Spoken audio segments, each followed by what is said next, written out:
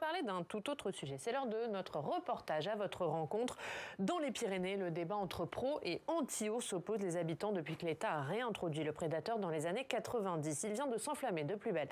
Après l'attaque d'un chasseur par une ours pendant une battue, c'était le 20 novembre, entre partisans de la biodiversité et acteurs du territoire qui se sentent menacés, le dialogue est rompu. On regarde ce reportage en Ariège, il est signé Fabien Recker.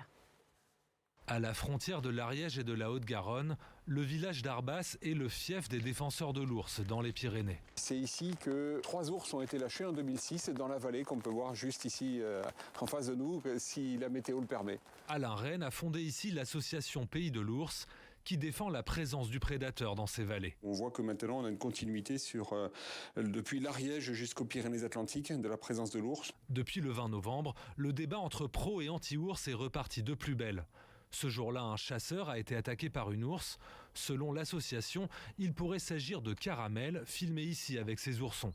Gravement blessé aux jambes, le chasseur a abattu l'animal. C'est quelque chose qu'on cherche à éviter, qu'on cherche à limiter au maximum. Le risque, il n'est jamais nul. Le risque, quand on va en montagne, il n'est jamais nul. Et malheureusement, chacun doit prendre ses responsabilités pour effectivement limiter au maximum ces risques, puisque de toute façon, on ne peut pas l'éviter.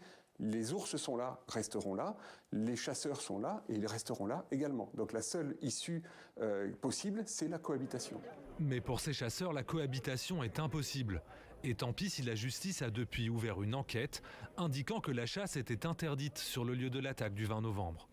Ce jour-là, ils sont venus de tout le département à l'appel des élus locaux pour proclamer le Parlement Avenir Montagne. Pour éviter les accidents, ce sont les hommes qui devront partir ou se calfeutrer et survivre plutôt que vivre. L'association réunit le conseil départemental, la chambre d'agriculture et la fédération pastorale.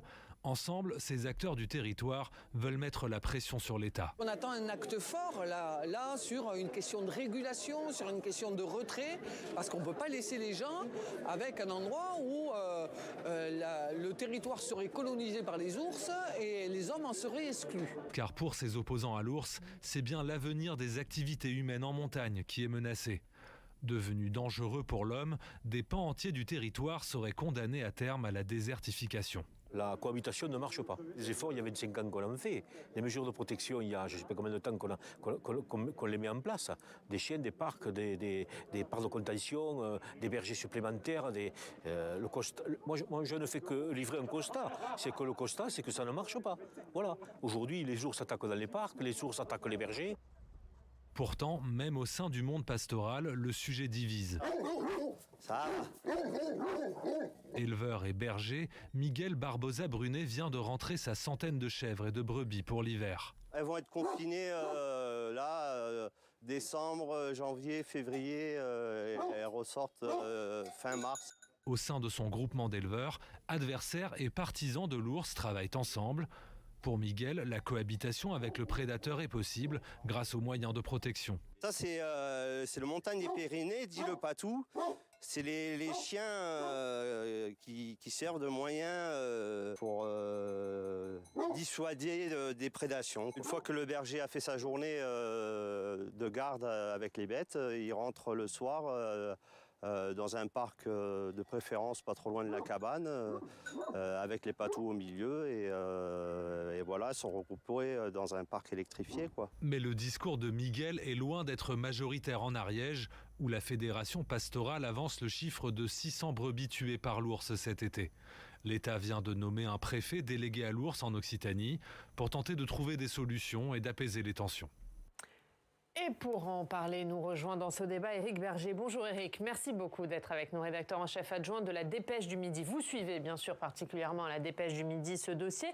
D'abord, première question Éric, le chasseur a été attaqué par une ours il y a quelques jours. Quel est son état de santé aujourd'hui ? Eh bien, le chasseur est toujours hospitalisé dans la région.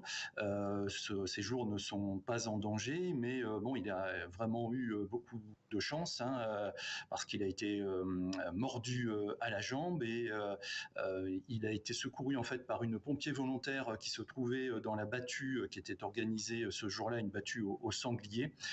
Malheureusement, il a dû tirer pour se défendre en direction de l'ours qui qui est décédé. En tout cas, comme vous l'avez noté dans ce reportage, ça rouvre vraiment le débat entre pro et anti-ours. Et on voit bien que les deux points de vue sont difficiles à réconcilier. Vous savez, c'est un sujet dont on parle très très régulièrement dans nos colonnes. C'est pas la première fois qu'il y a un tel incident. Alors jamais aussi grave avec la mort de l'ours, mais on avait eu au début du mois d'août un éleveur qui avait été poursuivi par un ours, et puis il y a quelques mois, on avait raconté la mésaventure survenue à un randonneur qui lui aussi avait été pourchassé par un plantigrade. Vous voyez, les incidents arrivent, ils seraient même de plus en plus nombreux selon les éleveurs et les chasseurs qui la semaine dernière ont manifesté et réclamé que des abattages soient réalisés sur des ours, ceux considérés comme les plus menaçants. Et puis, comme évoqué dans votre reportage, mais aussi dans nos colonnes, les pro-ours estiment que la cohabitation est possible et que finalement, il n'y aurait pas tant d'incidents que cela. Et en prenant certaines mesures, on peut protéger les élevages. Il faut savoir qu'il y a aujourd'hui une 60aine d'ours dans les Pyrénées et il y en aurait près d'une 40aine dans ce secteur du Couserans en Ariège. Et puis, dernier élément, il y a quand même une enquête judiciaire qui est ouverte suite à cet incident survenu il y a une dizaine de jours. Et la procureure de la République de Foix a annoncé vendredi qu'une information judiciaire était ouverte pour destruction d'espèces protégées, mais aussi chasse sur un secteur non autorisé, ce qui a fait hurler les chasseurs qui estiment avoir eu toutes les autorisations préfectorales pour faire cette battue au sanglier. Éric, restez avec nous. Vous nous avez donné beaucoup d'informations. On va y revenir. On a un petit moment pour parler de ce sujet. Peut-être un mot, Clément, avec vous.